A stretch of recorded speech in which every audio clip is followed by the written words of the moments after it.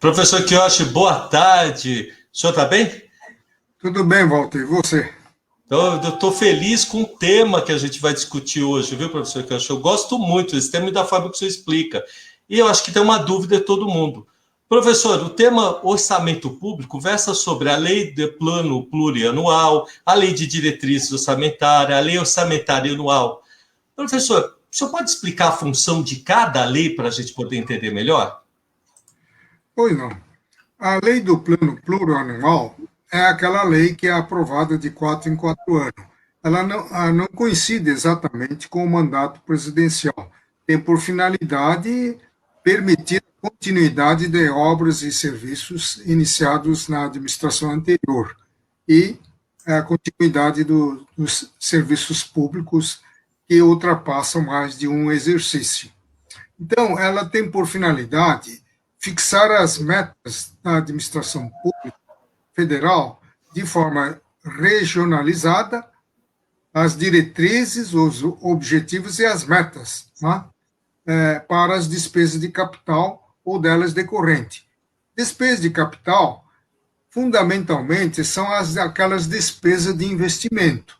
E as despesas de investimento são aquelas que a doutrina chama de despesas reprodutivas. Por que reprodutivas? Porque são despesas destinadas a aumentar a capacidade produtiva do país. Muitos governantes não querem fazer isso porque isso demora para mostrar os resultados. Eles querem investir em coisa que dá visibilidade. Investe hoje, amanhã o público está verificando.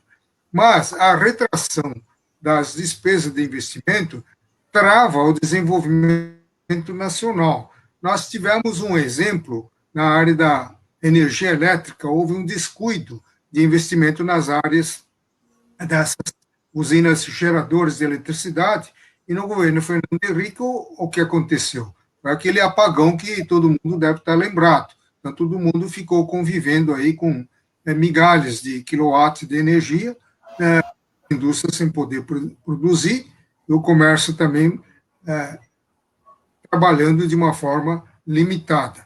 Então, é muito importante essa despesa de investimento para visar o desenvolvimento integrado da nação, porque o Brasil é um país de dimensão continental e tem vários desníveis socioeconômicos de uma região para outra.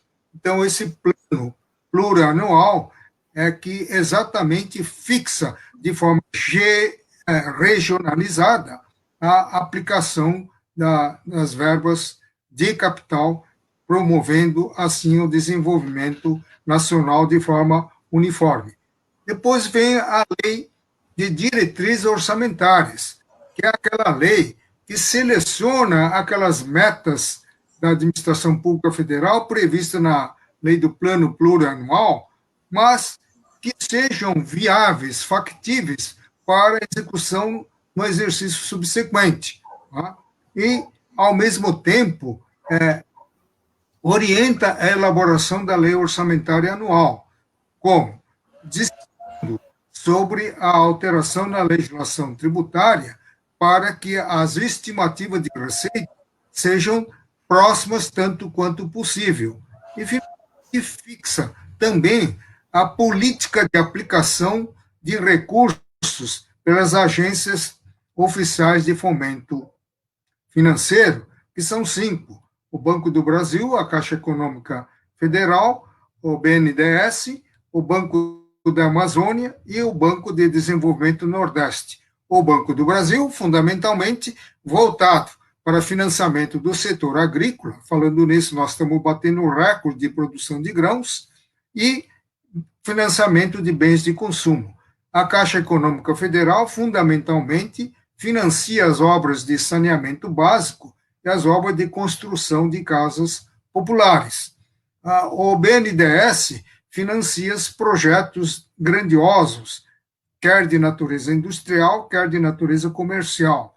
E o Banco do Desenvolvimento do Nordeste, como está dizendo o próprio nome, voltado para desenvolver as regiões do Nordeste. E o Banco da Amazônia, mesma coisa, é para desenvolver a região amazônica.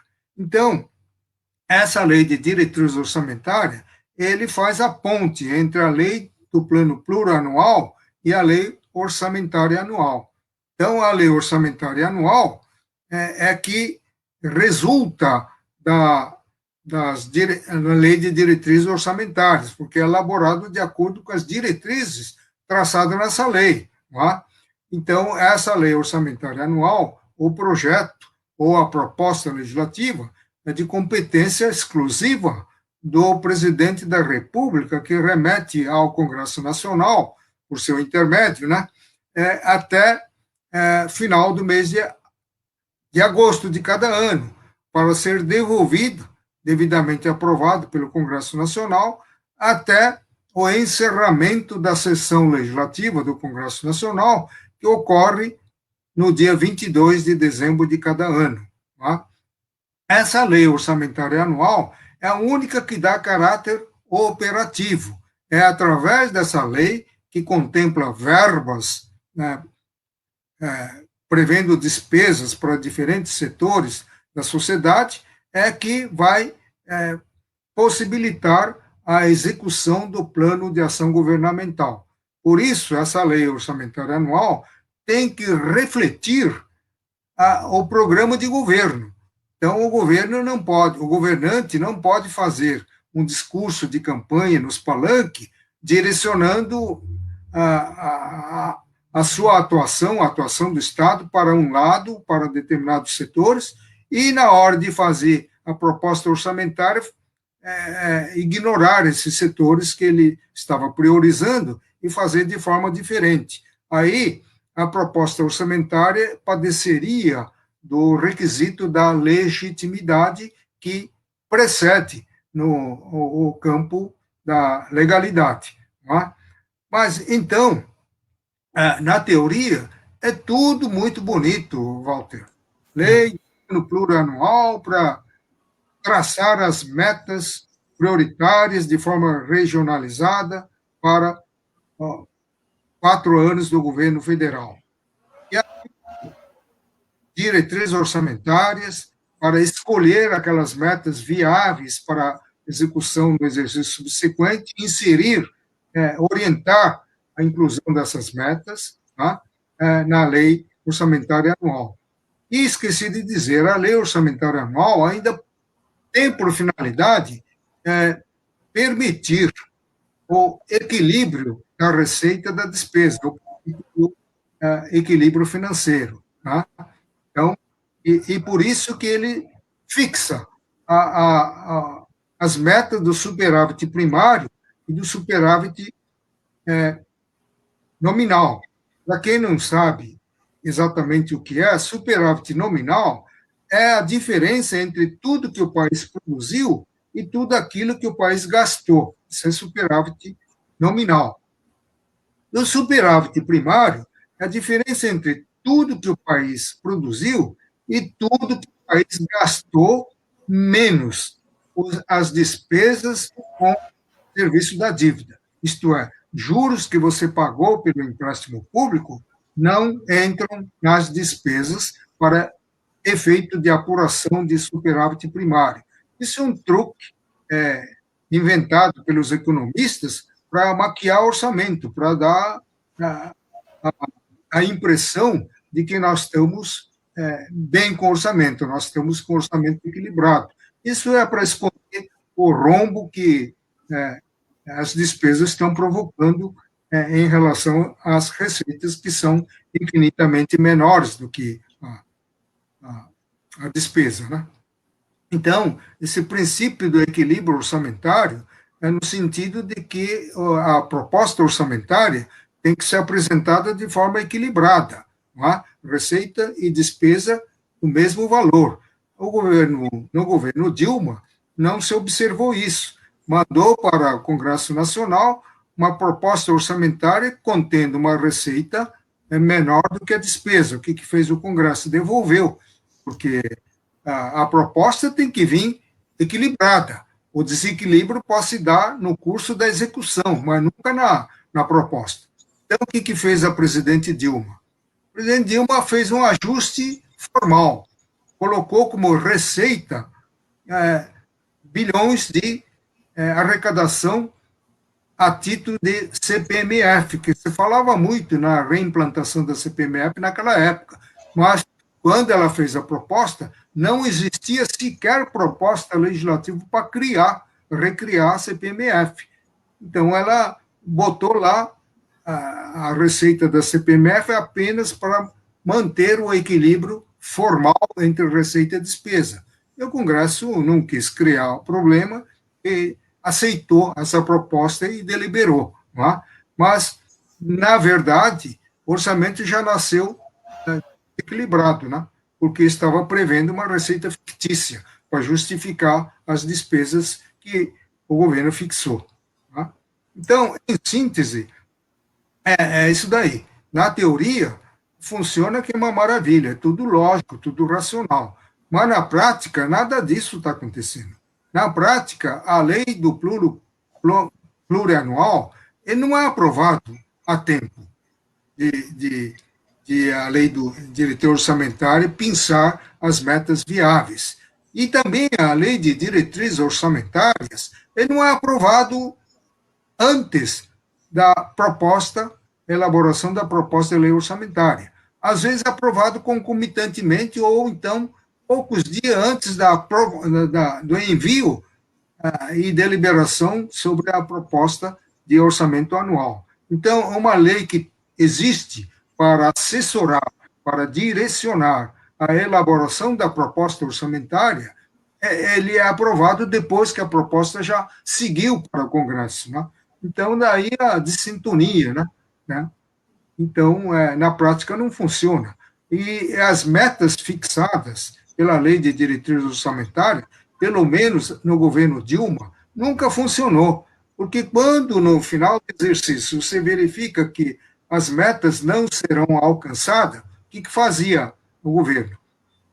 Mandava um projeto legislativo para o Congresso aprovar a toque de caixa, alterando aquelas metas. Então, o rombo que o balanço bimestral ou relatório quadrimestral da execução das metas estava apontando um rombo, aquele rombo desaparecia. Então, as metas eram fixadas de acordo com o resultado concreto da execução orçamentária, entendeu? Então, de sorte que nunca ela poderia ser acusada de ter quebrado as metas. Isso, no errôneo pressuposto, né, não sei quem é que botou isso na cabeça do presidente, de que não alcançar as metas daria crime de responsabilidade. Não é nada disso. Metas, como o próprio nome está explicando, é uma mera projeção, está voltado para o futuro, que pode acontecer ou pode não acontecer. Se as metas não forem alcançadas, nenhuma responsabilidade caberá ao gestor da conta pública. Agora, se as metas não foram alcançadas, por quê? Não cumpriu a lei de responsabilidade fiscal, porque gastou mais quando a lei impunha corte de despesa, impunha contenção de empenhos. Aí sim que dá crime de responsabilidade fiscal, como fez o governo Dilma, não é? Quando o relatório mensal da execução orçamentária, relatório bimestral, estava mostrando que precisa conter a despesa, senão as metas não serão alcançadas. O que ela fez? Ela abriu crédito suplementar, aumentando as despesas. Por isso que foi enquadrado no crime de responsabilidade. Então, na teoria, a prática é outra. Né? Então, nós temos, hoje em dia, um orçamento anual, Walter, que virou peça de ficção. Parece uma mera formalidade constitucional. Tanto é que não faz diferença você aprovar antes do início do exercício para executar esse orçamento, ou no meio do ano, ou em abril, como aconteceu agora. Você sentiu alguma diferença no funcionamento da máquina governamental por não ter orçamento até o dia 29 de abril? Entendeu? Ninguém sentiu a falta do orçamento. Então, o governo foi tocando. Lá nos Estados Unidos, quando não tem orçamento aprovado, para tudo. para tudo, porque ela segue à risca o princípio da legalidade da despesa. O que significa o princípio da legalidade? Que a lei tem que autorizar as despesas para o governo fazer, entendeu? E quando o Congresso aprova a lei orçamentária, onde tem previsão de receita e a fixação de despesa, está referendando em nome do povo, está aprovando todas aquelas despesas previstas em N dotações orçamentárias. Então, isso que é o princípio da legalidade da despesa, que aqui no Brasil nunca pegou, porque se o orçamento não tivesse sido aprovado em abril, também a administração estaria andando normal. Né? Então, não faz muita diferença. Agora, aquela gritaria do ministro Paulo Guedes, de que é inexequível, vai dar crime de responsabilidade, precisa ser visto com certa reserva, porque o orçamento nunca foi exequível na Constituição de 88, e já nasce vinculado, 18% para educação, 15% para saúde, 2% para emenda parlamentar, outro tanto para despesa do Legislativo, do Ministério Público, do Judiciário, da Defensoria Pública, que o Executivo tem que disponibilizar em forma de duodécimo todo o recurso financeiro correspondente a essa verba no dia 20 de cada mês. Então, está tudo. E fora isso, existe a chamada DRU, que é um fundo sem nome, não é? Composto de 30% da receita proveniente de tributos federais. Né? Então, que significa, na prática, uma desmontagem de 30% das dotações orçamentárias. Então, fica difícil de o governo executar esse orçamento conforme está. Né? Então, todo governante vai gastando a sua discrição, né? Abre crédito extraordinário, não é? Ou pela medida provisória, fora do parâmetro constitucional, porque pela Constituição você só pode abrir crédito extraordinário diante da ocorrência de calamidade pública, de guerra externa ou comoção intestina, contando com recursos extraordinários próprios, que é o imposto extraordinário e o empréstimo compulsório para combater a pandemia. Mas não, eles estão anulando parcialmente dotação do Ministério da Educação, da Saúde, dos Transportes, etc., para abrir o crédito extraordinário. Então, crédito que não tem nada de extraordinário, porque extraordinário são despesas imprevisíveis. Como é que eu vou saber que vai aparecer um vírus no ano tal? Eu não tenho como saber, então não tem verba para isso. Como é que eu vou saber que vai dar uma revolução, vai explodir uma guerra, implicar mobilização militar? Eu não sei, então não tem verba prevista. Então, acontecendo essa despesa imprevisível, é que eu abro crédito extraordinário. Agora, aqui no Brasil, está confundindo despesa imprevisível com despesa previsível, mas que não foi previsto na lei orçamentária anual. Isso é um erro. Professor, assim, é um prazer ter, porque eu sou um abençoado de poder escutar o senhor explicar, que eu amo essa questão de orçamento público. Eu só vou pedir para o senhor finalizar uma coisa. O presidente sancionou agora, né, o orçamento de 2021. Tá dando certo, doutor Kiyoshi? Essa elaboração toda, ela está resolvendo? Ou a gente está patinando? O orçamento é de 3 trilhões e lá vai pedrada, né? E do mesmo jeito.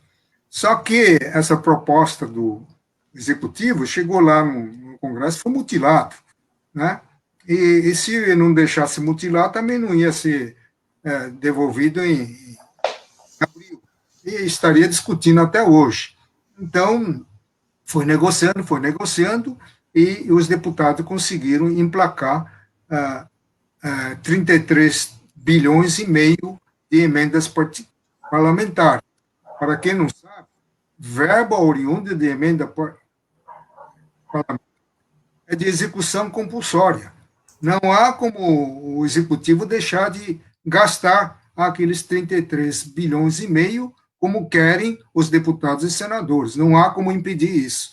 Agora, as demais verbas são de natureza meramente autorizativa. Isso é o Congresso Nacional, em nome do povo brasileiro, autoriza que o governo federal gaste, por exemplo, no Ministério dos Transportes, até o limite que está lá fixado na lei orçamentária anual. É assim no Ministério de Minas e Energia, Ministério do Meio Ambiente, e assim por diante. Então, isso está no orçamento, nas verbas orçamentárias, está autorizado o executivo a fazer as despesas. E, quando faltar, ele pode requerer a abertura de crédito suplementar, para suplementar.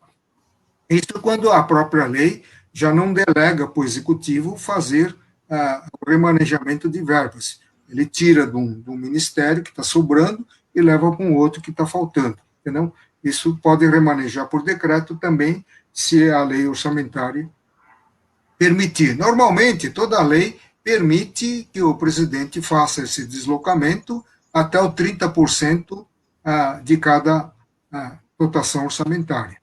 Mas esse orçamento ficou muito difícil, porque houve um corte de 29 bilhões por conta das despesas fixadas pelo governo federal para as despesas obrigatórias, que são as despesas de pagamento da folha, pagamento de pensão, pagamento da aposentadoria, e sem isso o governo para. Tá? Então, essas despesas daí, porque o ministro Paulo Guedes falou que é inexequível. Como é que eu vou, com esse corte, fazer pagamento de salário e mais que eu preciso fazer? Então, foi se negociando, devolveu-se 19 bilhões e 800 milhões, e ainda permitiu um corte nas despesas de investimento, o que é lamentável, que eu já falei antes, que são despesas de natureza reprodutiva, porque são destinadas a melhorar a infraestrutura do país e, portanto, habilitar o país a aumentar o seu potencial produtivo. Tá? Então, é muito lamentável que o corte tenha recaído nas despesas de investimento, porque não são despesas obrigatórias. Tá? Depende do plano, do estilo, da visão do governante e visão do futuro, tá? Entender da geopolítica, entender da importância, da necessidade para as futuras gerações. Então, essa visão é que vai dimensionar o montante das despesas de capital. Mas foram diminuídas. E, para pagamento de 44 bilhões de auxílio emergencial para os hipossuficientes, então, por acordo, esses 44 bilhões ficaram fora do teto de despesas. E ainda deu-se uma mexida na lei de diretrizes orçamentárias, entendeu? Aliás, mexendo na lei de diretrizes orçamentárias antes quando o orçamento ainda estava em discussão, não tinha sido aprovado. Mas, de antemão, dispondo que das verbas previstas no orçamento podia extrapolar até 125 bilhões, né, que ficariam também fora das metas. Né? Então, com isso, deu-se uma satisfação ao ministro Paulo Guedes, que deu sinal verde para o governo sancionar. Então, ele foi sancionado. Mas, com aqueles cortes. Então, existem coisas até engraçadas. O presidente da República foi lá na Convenção do Clima, fez um discurso bonito lá que causou um impacto positivo na comunidade internacional, dizendo que está verbas para o Ministério do Meio Ambiente para intensificar a fiscalização, para impedir as queimadas, impedir o desmatamento ilegal, isso num dia. No dia seguinte, ele teve que cortar as verbas do Ministério do Meio Ambiente, assim como de todos os ministérios. E todos os ministros reclamaram. Ele foi colocado na camisa de força. Não é? Inclusive, sumiram com os 2 bilhões destinados à realização do censo demográfico pelo IBGE. Tá? Que esse censo faz 11 anos que está parado.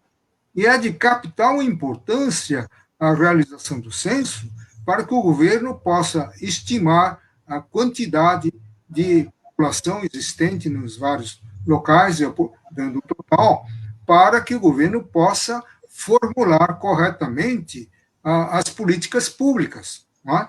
Por isso que, atendendo a um pedido de um deputado, não sei se é deputado ou senador, o ministro Marco Aurélio deu a liminar para o presidente fazer o censo de qualquer jeito este ano, entendeu?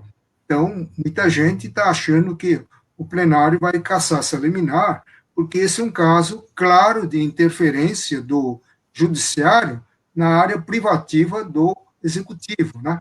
Como é que o ministro vai mandar fazer uma despesa se ele não é o gestor do tesouro, não é ele que mexe com o dinheiro? Então, vai esbarrar na teoria da impossibilidade material. Quer dizer, cadê o recurso para eu fazer isso? Não adianta você falar, vamos acabar com a miséria de 40 milhões do povo brasileiro, como? Dando 2 salários mensais para todos eles. Tudo bem, é muito bonito. Não é? É um discurso de inclusão social que pega bem. Mas na hora de fazer, como é que ele vai fazer? Ele vai fiscar uma parte da propriedade dos ricos ou da classe média. Quem tem 3 casas, dá 2 para o governo, fica com uma. Quem tem 2 automóveis, cede um. Quem tem dinheiro na aplicação, ele deixa um pouquinho, o resto ele dá para o governo. Quer dizer, ninguém vai concordar com isso. Se ninguém vai concordar com isso, não vai ter recurso para o governo implementar essa política desejável, mas que não é possível por falta de recursos financeiros. Então, precisa esperar o Brasil crescer mais, desenvolver mais economicamente. É o que eu disse, investindo desde logo nas despesas de capital para que cresça a economia, para que o nosso PIB suba, para que isso possa reverter a favor da população carente. Não é? Então, um país em desenvolvimento, como o Brasil, que não tem tantos recursos, ele tem que conviver com essa diferença social, o rico, o médio e os miseráveis. Não é? Aliás, a classe média parece que não existe mais, ou é rico ou ele está na miséria. Né? É verdade. Professora, olha, eu queria agradecer muito, porque essa aula, que eu acho que todo brasileiro tem que ter, né? É uma aula realmente do que é direito e dever, baseado naquilo que o orçamento tem. E ficou muito bom, que eu sou abençoado de estar aqui com o senhor hoje, viu? Obrigado. O Eduardo dos Estados Unidos está agradecendo também, diz que o senhor tem que dar mais explicação, gostou da parte do orçamento americano. Né? Professor, eu agradeço, ficou muito bom, e o pessoal que está nos vendo pelo consultor jurídico também, quero agradecer. Mas, olha, foi uma baita aula, professor Quiocho. Obrigado. Eu queria pedir, voltar na próxima sexta-feira, a gente vai estar junto. Só quer complementar, professor Quiocho, porque assim, está tão perfeito, no fim, a gente tem que aguardar agora que toda essa linha de execução orçamentária reverta, que nem o senhor falou, para o povo, né? Então, mas isso daí, complementando, essa disputa entre Congresso e Executivo está acontecendo por culpa da própria Constituição de 88. Ele tem todo o arcabouço, o conteúdo próprio de um regime parlamentarista. Só que na hora de aprovar, o presidente José Sarney, ele que estava na presidência na época, ele não queria perder a chefia de governo, não queria entregar para o Congresso. Então, ele fez emplacar o presidencialismo, entendeu? Mas todo arcabouço é de regime parlamentarista, tanto é que, quando ele virou para o regime presidencialista, deveria ter tirado o artigo 62, que versa sobre medida provisória. Num regime presidencialista, não precisa de medida provisória, porque o Congresso Nacional nunca será dissolvido, está sempre funcionando. mesmo no recesso, se tem uma lei urgente, você pode reconvocar no recesso e pedir a sessão conjunta das duas casas para acelerar. Agora, no regime parlamentarista, é preciso a medida provisória, sim, porque se dissolvido o parlamento, quem é que vai fazer uma lei de natureza urgente? É o governo, é o presidente da República, é o rei, é o imperador, entendeu?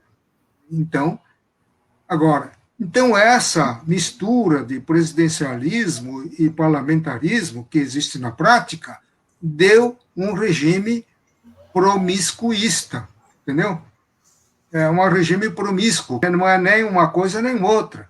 Então, por isso que não está dando certo aquele discurso do presidente Bolsonaro, dizendo que esse negócio de barganha da cá toma lá, no meu governo não vai ter.